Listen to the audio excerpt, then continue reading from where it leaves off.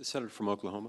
Mr. President, I ask unanimous consent that the quorum call and process be vitiated. Senate's not in a quorum call.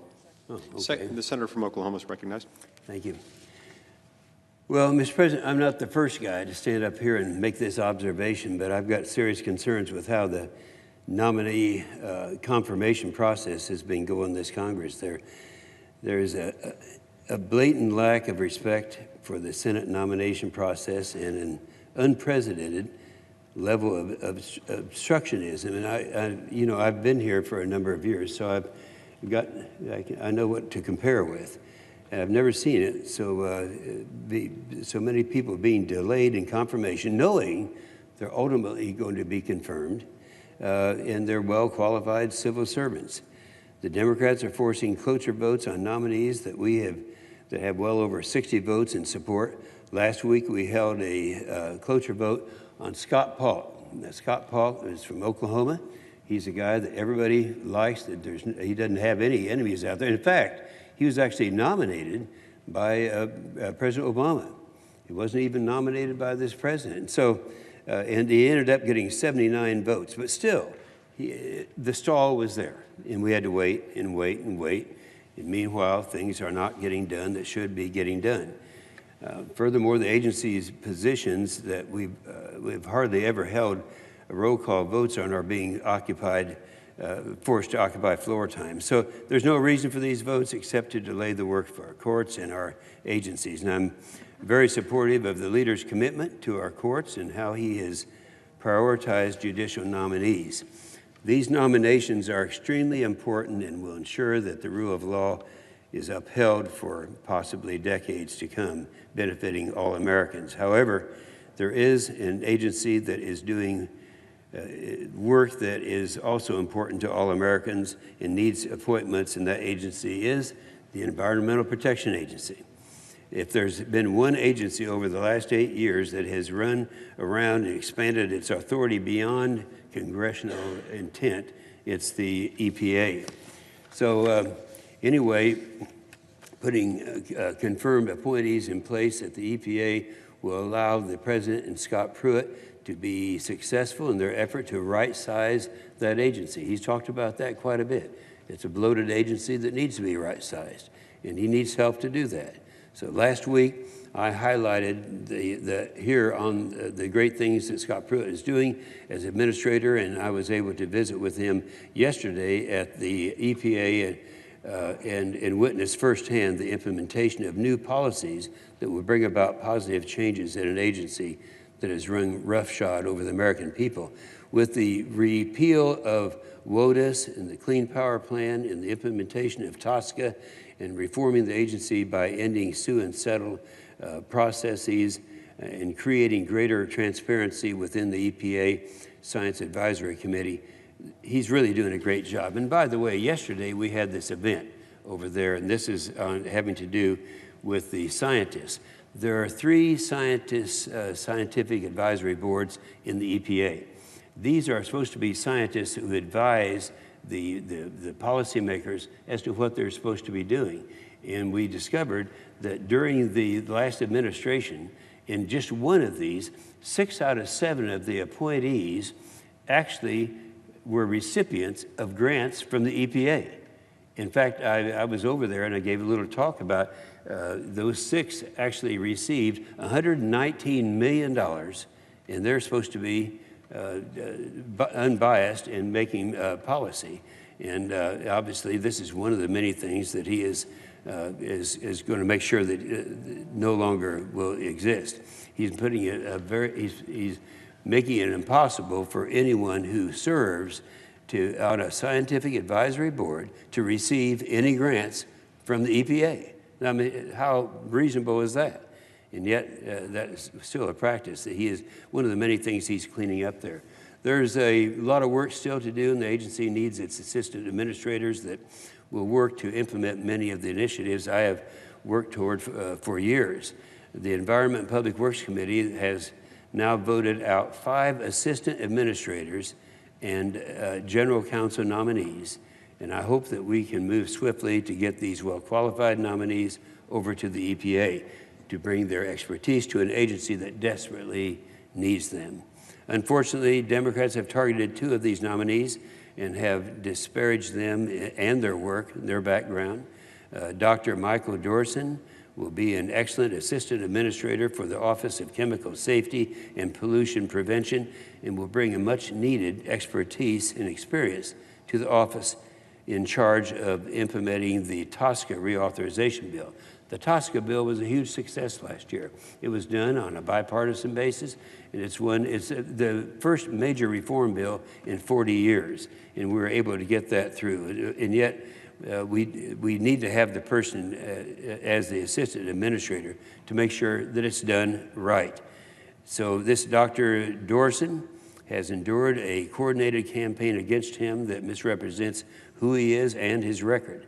There are groups working to paint Dr. Dorson as an industry scientist.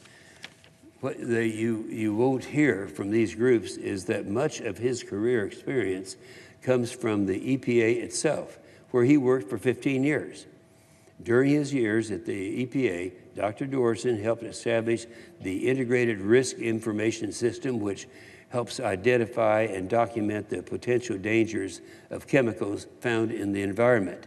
He also had the honor of receiving 4 bronze medals from the EPA for this commendable work.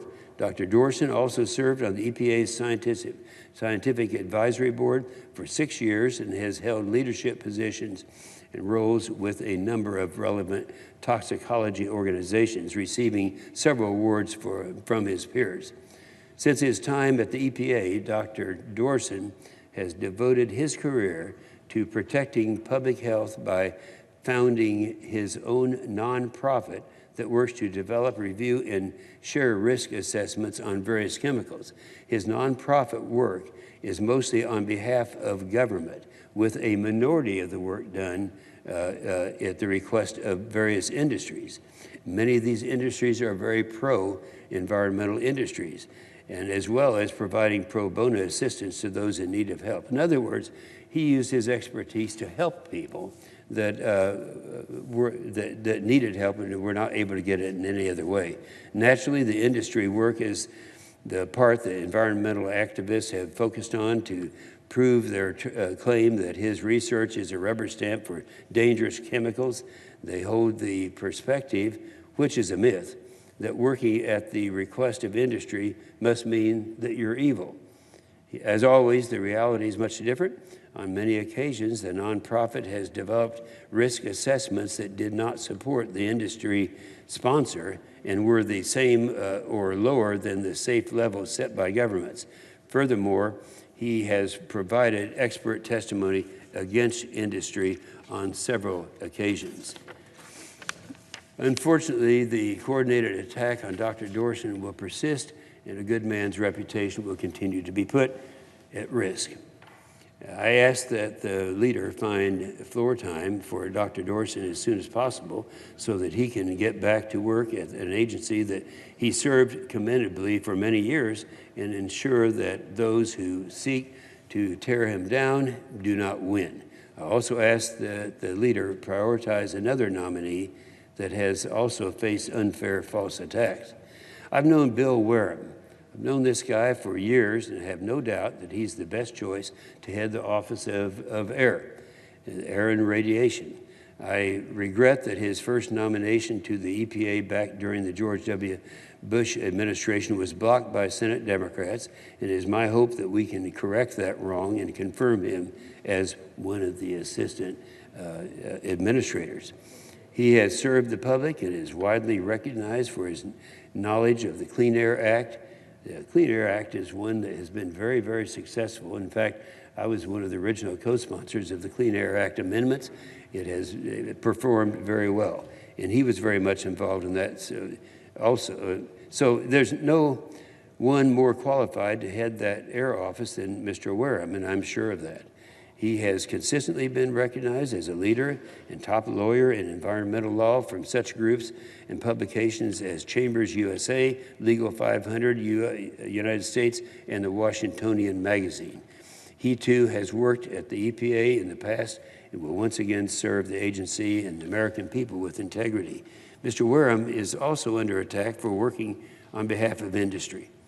The environmental industry, and it is an industry as they are working to secure money for themselves by pursuing an agenda of their sponsors.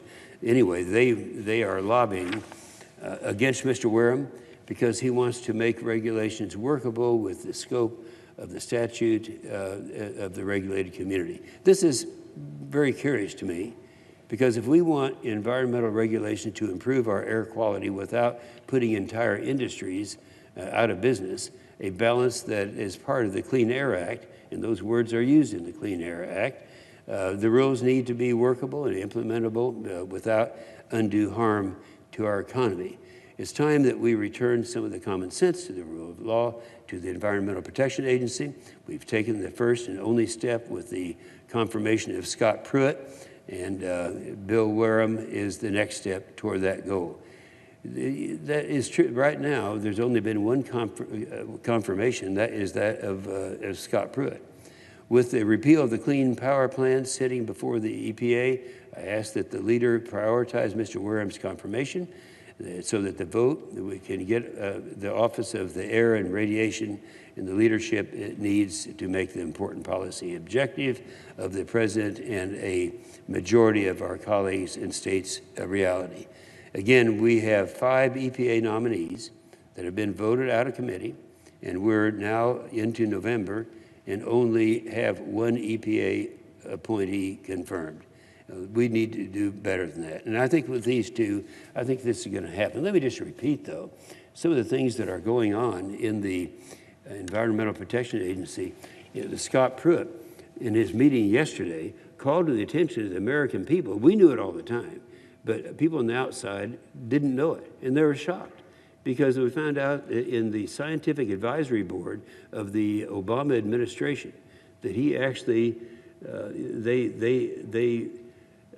in that board had 6 of the 7 on the board were direct recipients of grants from the EPA, and they were making policy decisions for the EPA.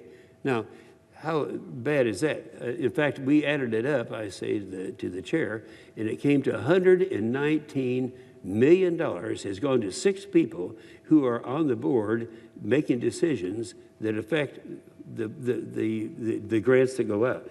And that's the type of thing that he's cleaning up. He's got the guts to do it. He is doing it. And I'm anxious to get these 2 confirmed, and hopefully that will take place. Now, with that, I yield the floor. Suggest the absence of a quorum. Clerk will call the roll.